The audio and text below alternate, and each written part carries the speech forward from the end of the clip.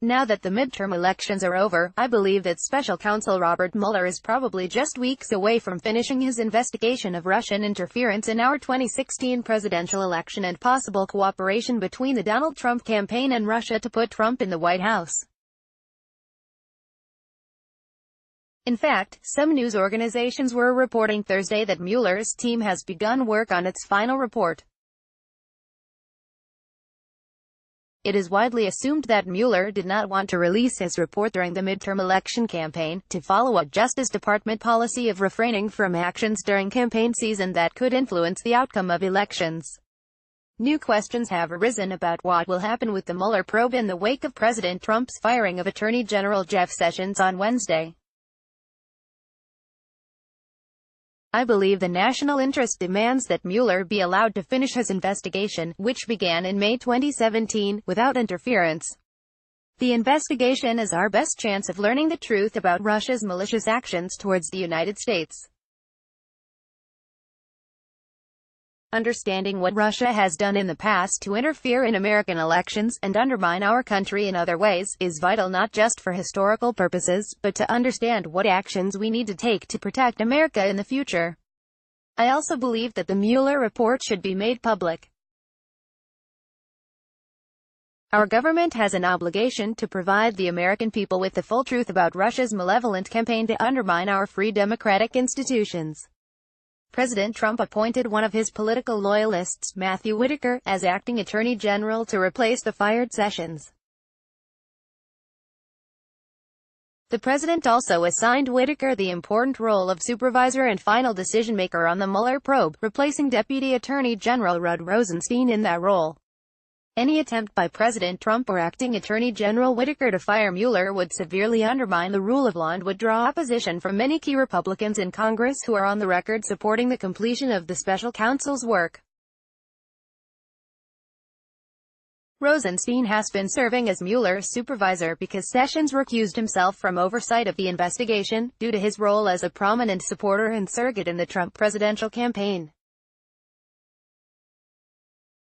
President Trump complained frequently and publicly that Sessions should not have recused himself, and his anger at Sessions caused an estrangement between the two men that culminated in the president's action to force Sessions out as Attorney General Wednesday. We don't know who the president will appoint as the permanent replacement for Sessions. That person will require Senate confirmation to take office, a task made easier by the expanded Senate majority that Republicans won in Tuesday's midterm elections.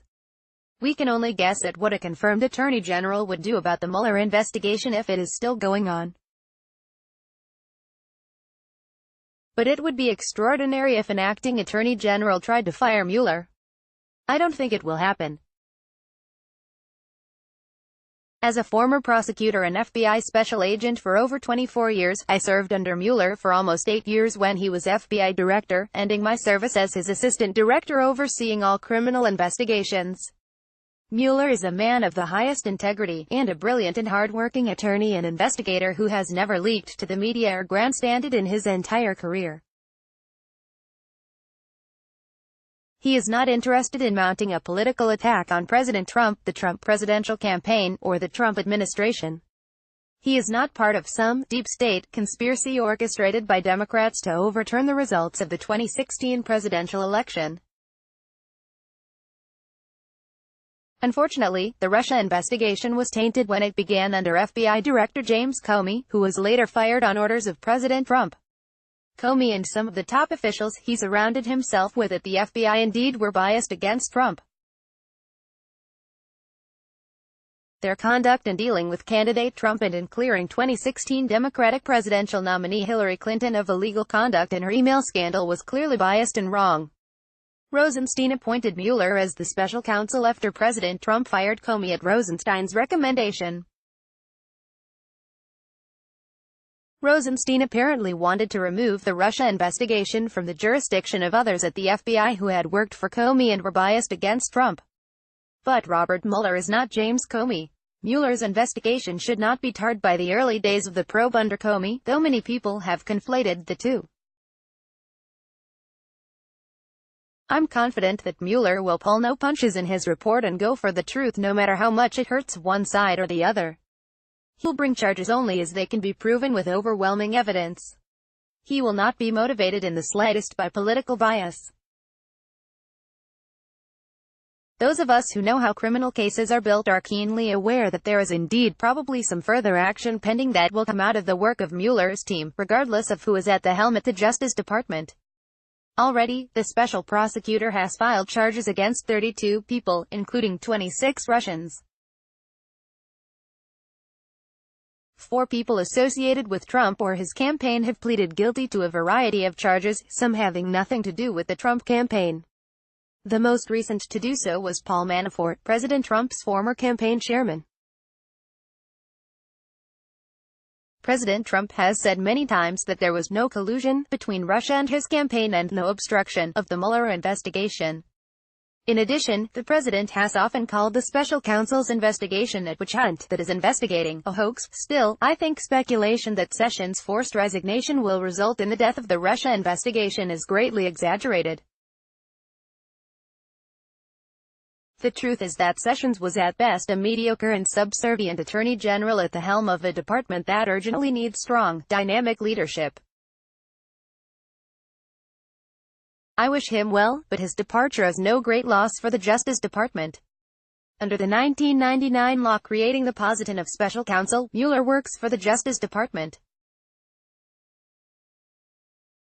So the Attorney General, or now the Acting Attorney General, has the authority to fire him, but only for misconduct, dereliction of duty, incapacity, conflict of interest, or for other good cause, including violation of departmental policies.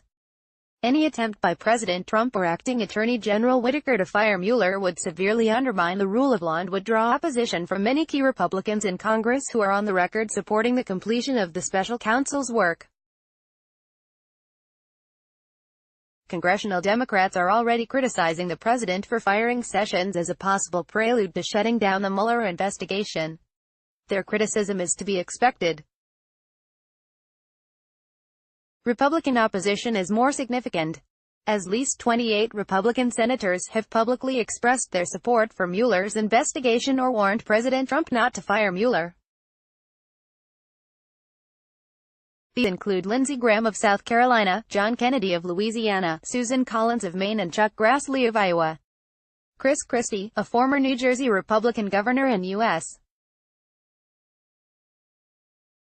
attorney, has warned that any attempt to end the Mueller investigation prematurely will spark opposition from within Republican ranks. The Mueller investigation is kind of a red line for a lot of Republicans, not only in the House but, much more importantly, in the United States Senate, Christie said.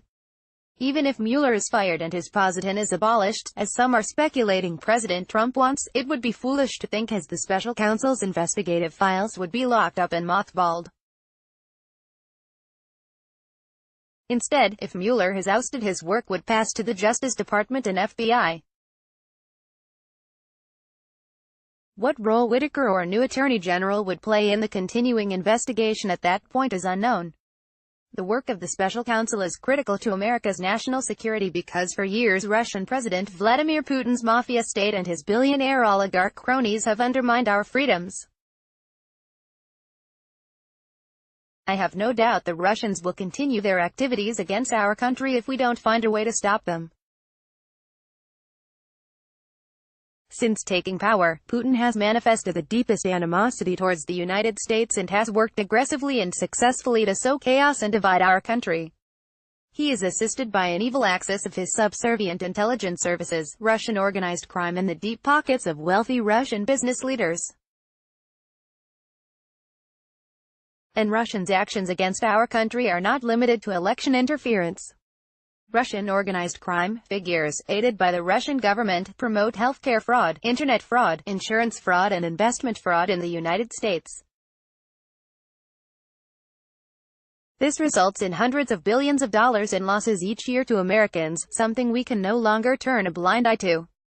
Russians launder their billions of dollars in illicit gains by investing in real estate across the globe, including in the United States.